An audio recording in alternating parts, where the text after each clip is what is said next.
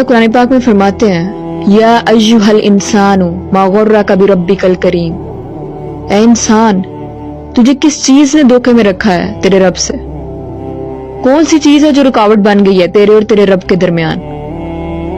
आज हम सोचे ना तो ये बैंड, ये म्यूजिक, ये वेस्टर्न कल्चर रुकावट बन चुका है। तो क्यों हम गौर फिक्र नहीं करते, क्यों हम सोचते नहीं है इस बारे में।